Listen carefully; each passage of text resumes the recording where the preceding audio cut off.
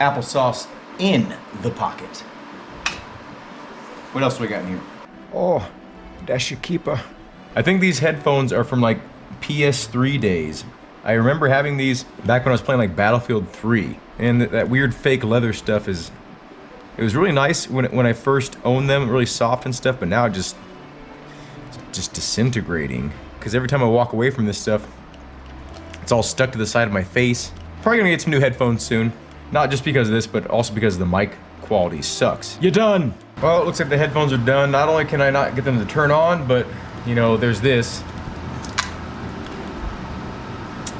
Yep. So it snapped in half. So same thing's happening on the other side. So it looks like I'm getting some new headphones. After I spent all that time getting all that leathery stuff off.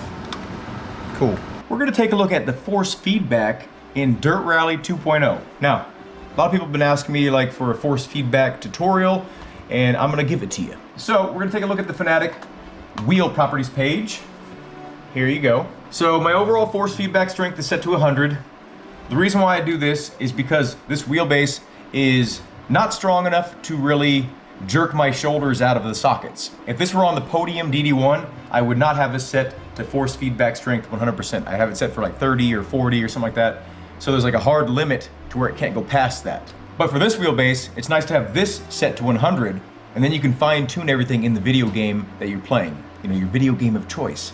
That's my reasoning behind that. And I also am a firm believer in your input signal should be clean and your output signal should be boosted. If you hook this up to Bluetooth, right, to your stereo, and you turn the volume up all the way on this and your volume all the way down on the head unit in your car, you're gonna get a distorted audio signal. But if you turn this down and turn your stereo all the way up, you have like clean headroom and you can fine tune with the actual phone.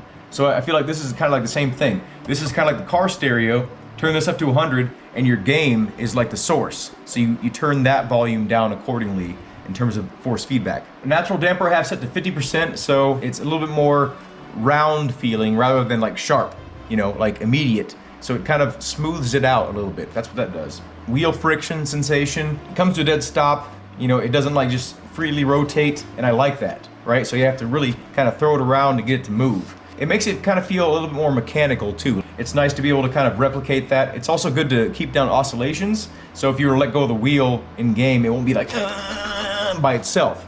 Natural inertia. This is like when you throw the wheel, how much does the rotation continue after you let it go? So let's say I turn the friction off, right? And the damper off. The wheel is gonna continue to kind of move around. You know when you're a kid and there was that like thing that rotates, it's on, you know, a huge bearing, you run alongside of it, and then like your friend's on it and like he's just hanging on or she's hanging on like for dear life and you're just spinning as fast as you can, right? That's inertia. The energy you're putting into it is kind of like it continues on and it fades off it gradually rather than just comes to like a dead stop. So natural inertia is kind of trying to replicate weight and also preserving the amount of energy that you put into it.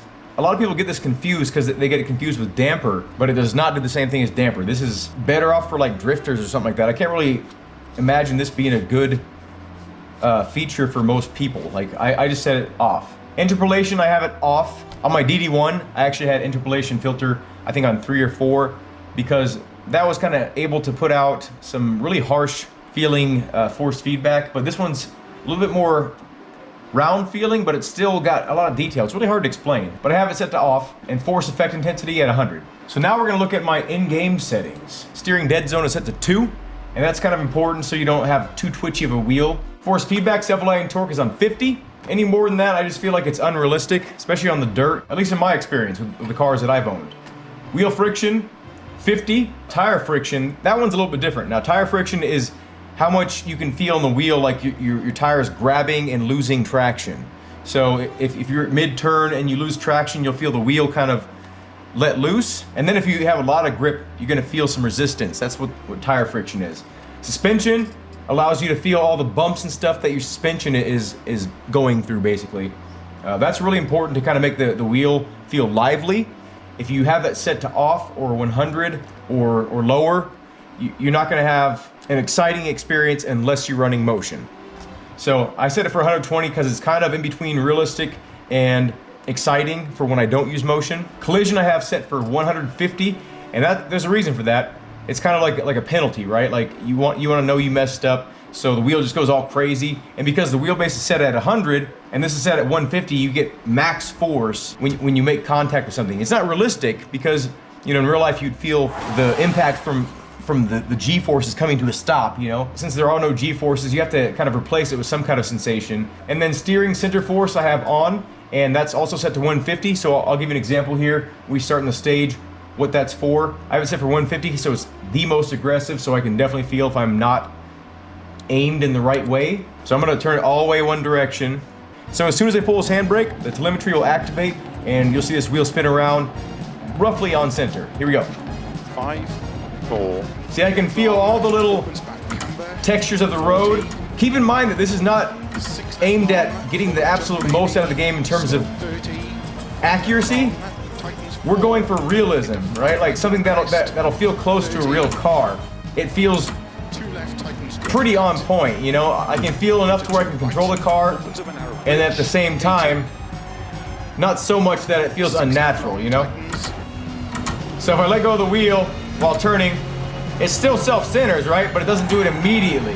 Like I can still feel the little bumps, like especially if I go a little bit off-road, like it's bouncing around, you know? Like I feel those little raises in the surface there. I can even feel this little crack in the road here. So hopefully you enjoyed this little look at my wheel settings. I'm not gonna drive like a ton. I think this is a really nice setting just to kind of be able to feel the car enough to where you can control it, but not so much that it's exaggerated to the point to where it's unrealistic. Anyway, have a good day. Thank you for watching, and I hope to see you in a future video.